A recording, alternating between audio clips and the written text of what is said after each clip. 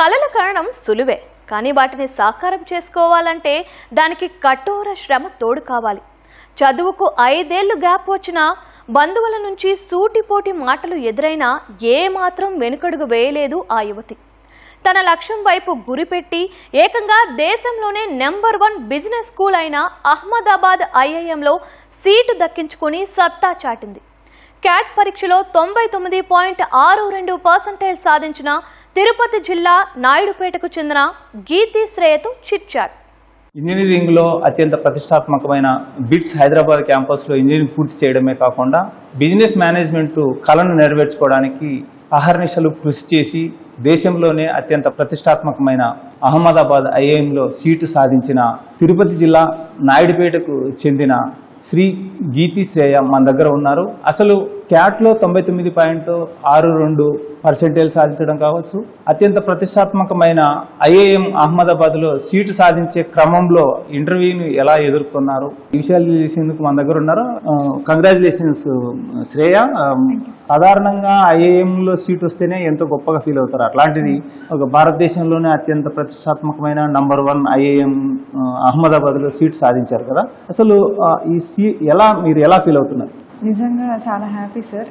నాకైతే ఇది కమ్బ్యాక్ అనమాట. ఆఫ్టర్ 5 ఇయర్స్ తర్వాత మళ్ళీ ఒక పాత్ దొరికింది అంటే నిన్నటి నుంచి అనమాట. ఐఎమ్ షూర్ ఇక్కడి నుంచి ఏదో ఒకటి చేస్తాను అని. దానికి ముందు చాలా అన్క్లియర్ ఉన్నాను. ఇప్పుడు ఒక క్లియర్ స్ట్రాటజీ ఉంది ఎట్లా చేయాలి అని. మీ స్కూలింగ్ కానీ కాలేజీ అంతా ఎలా సాగింది, ఎక్కడ సాగింది? ఇంటర్ అంతా గుంటూరు కృష్ణా జిల్లాలో జరిగింది సార్. తర్వాత బిట్స్ వచ్చింది. సో హైదరాబాద్కి మూవ్ అయ్యాను. 4 years బిట్స్లో చదివాను అనమాట, ఎలక్ట్రానిక్స్ అండ్ కమ్యూనికేషన్. తర్వాత సో నాకు యూపీఎస్సీ సివిల్స్ అంటే ఇంట్రెస్ట్ ఉండేది, చాలా స్ట్రాంగ్ ఇంట్రెస్ట్ ఉంది. సో నేను ప్లేస్మెంట్స్ కూడా కూర్చోను అని స్ట్రాంగ్గా డెసిషన్ తీసుకొని ప్రిపరేషన్కి మూవ్ అయిపోయాను అనమాట. 3 attempts ఇచ్చాను. 3 attempts అంటే 4 years తీసుకున్నాను అనమాట టైం. అండ్ 4 years తర్వాత మెయిన్స్ వరకు క్రాక్ చేశాను, కానీ but I could not go to the interview. అది ఒక సెట్ బ్యాక్ అని అనిపించింది. ఆ టైంలో ఫెయిల్యూర్ అనిపించింది. Now it is a set back I can say. అప్పుడు చాలా డిజెక్టెడ్ ఉన్నాను. అండ్ అప్పుడు I started preparing for cat. మళ్ళీ ఎంబీఏ రావాలనే ఆలోచన ఎందుకు వచ్చిందంటారు?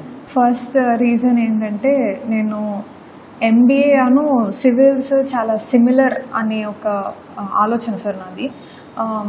సార్ నా గోల్ సివిల్స్లోకి వెళ్ళినా కూడా ఇట్ వాస్ అడ్మినిస్ట్రేటివ్ సర్వీస్ అనమాట. సో ఐఏఎస్ అవుదాం అనేది. ఇటు సైడ్ ఎంబీఏ తీసుకుంటే ఇట్ ఈస్ బిజినెస్ అడ్మినిస్ట్రేషన్. రెండింటికి కావాల్సిన స్కిల్స్ కూడా చాలా సిమిలర్.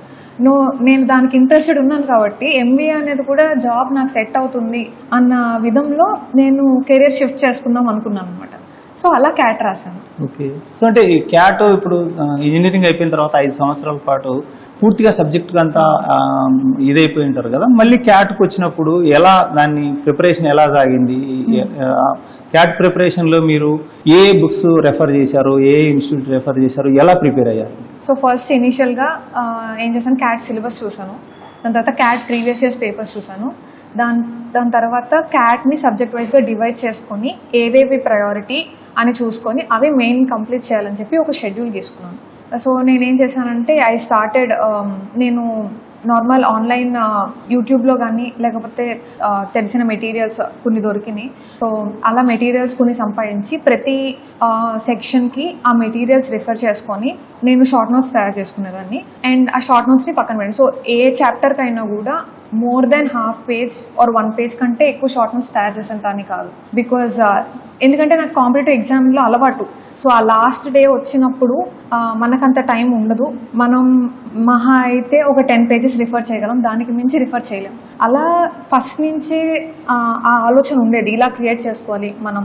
అది నాకు యూపీఎస్సీలో వచ్చిన అనుభవం ద్వారా క్రియేట్ చేసుకున్నాను. చాలా టఫ్ ఎగ్జామ్ అంటారు కదా క్యాట్కు. 5 సంవత్సరాల పాటు దూరంగా ఉండిపోయి మళ్ళీ క్యాట్ వైపు వచ్చేసరికి సో ఎప్పుడైనా మీరు లో అయిన సందర్భం కానీ, లేకపోతే బుక్స్ ఓపెన్ చేసినప్పుడు మళ్ళీ ఏదో కొత్తగా చదువుతున్న ఫీలింగ్ కానీ, సబ్జెక్ట్ టచ్ పోయిన తర్వాత సాధారణంగా జరుగుతుంది కదా, అట్లాంటి సందర్భాల్లో మీరు ఎలా దాన్ని ఓవర్కమ్ అవ్వగలిగారు? గ్యాప్ తర్వాత మళ్ళీ మ్యాథ్స్ బుక్స్ తీసినప్పుడు ఎట్లా అనిపిస్తుంది అంటే నాకు ఇంత ముందు అన్నంత బేసిక్ నాలెడ్జ్ కూడా లేదు. అంటే I forgot so many things. కానీ ఇప్పుడు మళ్ళీ దానికంటే పెద్ద ఎగ్జామ్ క్రాక్ చేయాలి, ఇది అసలు పాసిబుల్ అనే డౌట్ ఎప్పుడు నాలో ఉండేది. బట్ నేను బ్రెయిన్లో నాకేముండేదంటే ఎప్పుడు ఏ సమ్ అయినా చేసేటప్పుడు ఏ ఎగ్జామ్కి ప్రిపేర్ అవుతున్నాం, లేకపోతే ఇంత పెద్ద ఎగ్జామ్కి ప్రిపేర్ అవుతున్నాం, లేకపోతే ఇంత సిలబస్ చదవాలి, వీటన్నిటికన్నా ఇంపార్టెంట్ మన ముందున్న సమ్ మనం సాల్వ్ చేయగలుగుతున్నామా లేదా. Knowledge matters more. కాబట్టి నేను ఏమనుకున్నానంటే నేను క్యాట్ క్రాక్ చేసినా క్రాక్ చేయకపోయినా ఈరోజు ఈ సమ్ చేయడం వల్ల నా నాలెడ్జ్ ఇంప్రూవ్ అవుతుంది. సో నేను అది చాలా షూర్గా ఉన్నాను అనమాట. సో క్యాట్ మీరు 99.62% సాధించిన తర్వాత సో ఏ ఐఐఎంను మీరు టార్గెట్గా పెట్టుకున్నారో ఆ ఇంటర్వ్యూస్కి సంబంధించి ఎలా ప్రిపేర్ అయ్యారు? సార్ అందరికీ టార్గెట్ సిమిలర్ ఉంటుంది. ఆ target everyone wants ABC or L. Ahmedabad కానీ, బెంగళూరు కానీ, కోల్కతా కానీ, లక్నో కానీ కావాలి అని అనిపిస్తుంది. Because they are the older IIMs. దాంట్లో చదివితే ఆ ప్రెస్టేజ్ వేరు అని నాకు కూడా ఉండేది.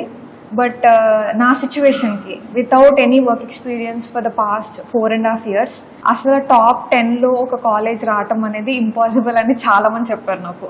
బికాజ్ నాకు అసలు వర్క్ ఎక్స్పీరియన్స్ లేదు.